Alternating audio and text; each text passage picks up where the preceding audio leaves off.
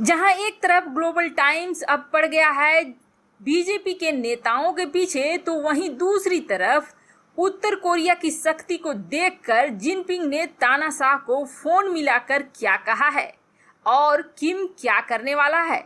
आइए जानते हैं इन खबरों को विस्तार से। रहीमन निज मन की बिथा मन ही राखो गोय, सुनी इठ लहिए लोग सब बांटी न लहिए कोई। रहीम कहते हैं कि अपने मन के दुख को मन में ही छिपा कर रखना चाहिए। दूसरे का दुख सुनकर लोग इठला भले ही ले, उसे बांट कर कम करने वाला कोई नहीं होता है। बेचारा जिनपिंग और हमारे देश के पप्पू, इन दोनों का ही दर्द कोई नहीं सुनने वाला है।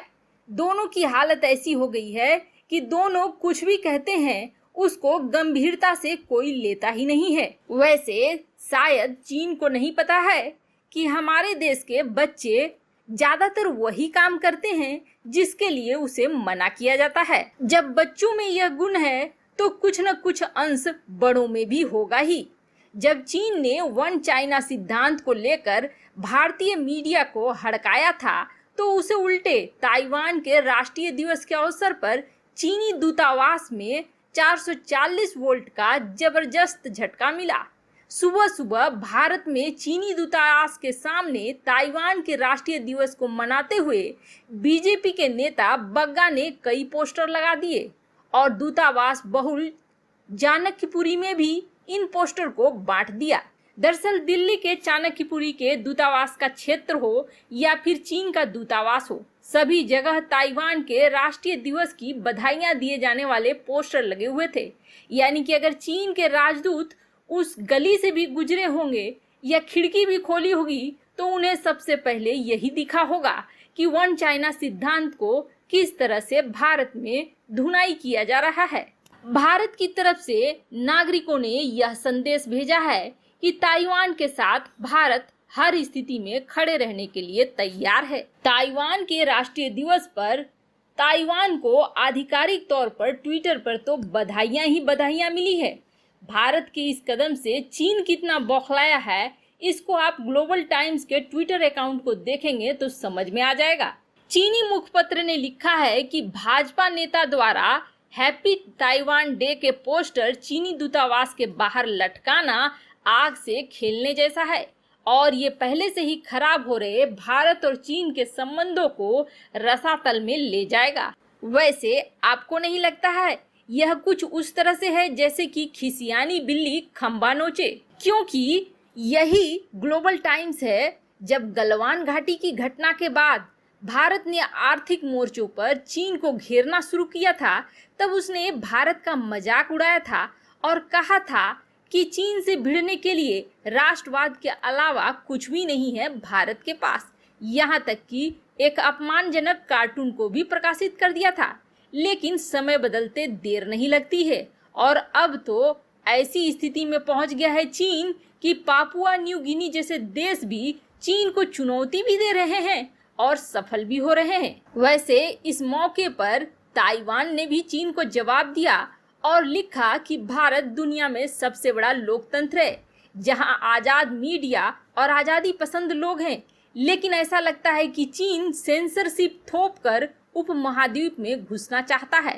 ताइवान के भारतीय दोस्तों का एक ही जवाब होगा, भाड़ में जाओ। वैसे भारत में कोई और सरकार होती तो अभी तक मीडिया को नोटिस चला गया होता कि ऐसा कुछ भी नहीं करना है। लेकिन नई सरकार ने यह दिखला दिया है कि वह चीन की गीदड़ भभकियों से डरने वाला नहीं है और पाकिस्तान के मौसेरे भाई जिनपिंग को भारत को डराने की कोशिश बंद कर देनी चाहिए। वैसे जिनपिंग की क्लास एक तरफ ही नहीं लगी हुई है, बल्कि चारों तरफ उसकी भद्द ही पिट रही है। हाल ही में उत्तर कोरिया ने चीन को यह साफ साफ संदेश दे दिया था कि चीन की तानाशाही को उत्तर कोरिया बर्दाश्त नहीं करेगा, खासकर अपने जल क्षेत्र में, जहां चीन मनमाने ढंग से अपने मछली पकड़ने वाले जहाजों को भेजा करता था। और महामारी के समय में तो उत्तर कोरिया ने चीन की सीमा पर एक ऐसा ऑर्डर दे दिया था जिसके बाद तो जिनपिंग उत्तर कोरिया की सीमा की तरफ देखना भी बंद कर दे। दरअसल महामारी के समय उत्तर कोरिया ने अपने सुरक्षा गार्ड्स को यह ऑर्डर दिया था कि चीन की तरफ से अगर कोई भी आता हुआ दिखे अपने सीमा के अंदर तो उसे वहीं पर ढेर कर दो। न बातचीत करनी है, न कारण पूछना है, सीधे के सीधे उसके लिए ऊपर का रास्ता बना दो। और ऐसा ही कुछ ऑर्डर उत्तर कोरिया ने अपने जल क्षेत्र में भी दिया था, जिसके बाद चीन के जहाज के साथ घटना भी हुई। लेकिन जिनपिंग ने कुछ नहीं बोलना ही उचित समझा था। और अब जब पूरी दुनिया महामारी झेल रही है, उत्तर कोरिया ने शनिवार को अपनी सेना का दमखम दिखाया। इस दौरान मिसाइलों के दीवाने तानाशाह किम जोंग की सेना ने इंटरकॉन्टिनेंटल बैलिस्टिक मिसाइल का भी प्रदर्शन किया, जो कि दुनिया की सबसे बड़ी मिसाइल है। यह इतनी बड़ी मिसाइल है कि 11 पहियों के ट्रक पर ले जाना पड़ा। इस परेड में और भी कई हथियारों की झलक दिखाई गई। किम जोंग ने दुनिया को एक संदेश दिया कि देश अपनी ताकत को मजबूत कर रहा है। अपने राष्ट्रीय दिवस पर निकले परेड के दौरान जंगी जहाज ऊपर से निकले और उसके बाद सड़कों पर वाहन और मिसाइलों की ताकत दिखाई गई।